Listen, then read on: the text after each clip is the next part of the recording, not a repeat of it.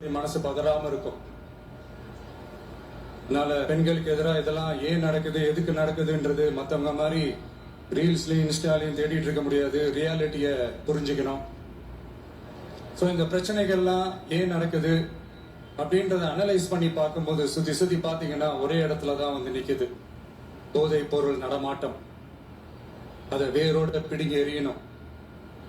இது வந்து 2026 போன மாசம் மே மாசம் 10ஆம் தேதி இந்த பிரச்சனை புதுசா முளைச்சு வந்துல. இது பல வருஷமா இருக்கிற பிரச்சனை. பல வருஷமா இதை கண்டுக்காம விட்டதுதான் அந்த வேர் இவ்வளவு ஆழமா பரவி இருக்குது. இதை பல வருஷமா கண்டுக்காம விட்டது யார் என்றது நான் சொல்லிதான் உங்களுக்கு தெரியணும்னு அவசியம் இல்லை. அது உங்களுக்கே நல்லா தெரியும். இப்ப அதை பத்தி பேசியும் பிரயோஜனம் இல்லை. முதல்ல இந்த போதைப் பொருள் நடமாட்டத்தை வேரோட பிடுங்கி எறியணும்.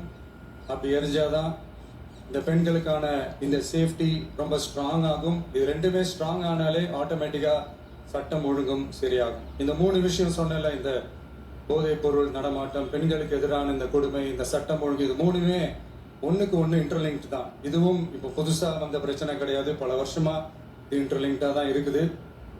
இதெல்லாம் ஏன் எதுக்குன்றது இப்போ முக்கியம் இல்லை. இது எப்படி சரி செய்ய போறோன்றது தான் முக்கியம். பட் அதே நேரத்தில் இன்னொன்னையும் நம்ம மனசுல எடுத்துக்கணும். இந்த பெண் குழந்தைகளுக்கான இந்த பாதுகாப்பு இது வெறும் சட்டம் ஒழுங்கு சம்பந்தப்பட்டது மட்டும்தானா அப்படின்னு கேட்டீங்கன்னா இல்லை. இது சமூக ஒழுங்கும் சம்பந்தப்பட்டிருக்கு. சமூக ஒழுகல தனி மனித ஒழுங்கும் சம்பந்தப்பட்டிருக்கு. தனி மனிதன் ஒழுங்கா இருந்தாலே அந்த சமூகம் தன்னால மாறும். ஒரு கட்டுப்பாட்டோட ஒரு பொறுப்பா இருந்தாலே இந்த மாதிரி பல பிரச்சனைகளை நம்ம கண்ட்ரோல் பண்ணலாம். படிக்கிற இடத்துல, வேலைக்கு போகிற இடத்துல, ட்ராவல் டைமில், ஆனால் டெய்லி லைஃப்பில் பயம் இல்லாமல் மரியாதையோடு நம்ம பெண்கள் வாழணும். அதுக்கான ஒரு அட்மாஸ்பியரை நம்ம கிரியேட் பண்ணணும். அதுதான் நம்மளுடைய ஃபஸ்ட்டு டார்கெட்டு. இவ்வளோ நேரம் நான் இதெல்லாம் ரொம்ப சாஃப்டாக சொல்லிட்டு இருந்தேன். ஆனால் பெண்களை தொந்தரவு செஞ்சுட்டு அப்படியே எஸ்கேப் ஆகி போயிடலான்னு நினைக்கிறவங்களுக்கு நான் ஒரு வார்னிங்காகவே சொல்கிறேன். பெண்கள் பாதுகாப்பை டிஸ்டர்ப் பண்றவங்க யாரா இருந்தாலும் அது சகிச்சுக்கவே முடியாது. அவங்களுக்கான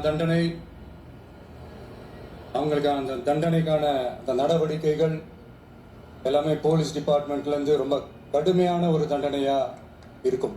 கடுமையான ஒரு நடவடிக்கைகளா இருக்கும். அந்த தண்டனை, அவங்களுக்கான அந்த சார்ஜ் ஷீட் எல்லாமே ரொம்ப ஃபாஸ்டா ஸ்பீடா அது செயல்படுத்தப்படும்.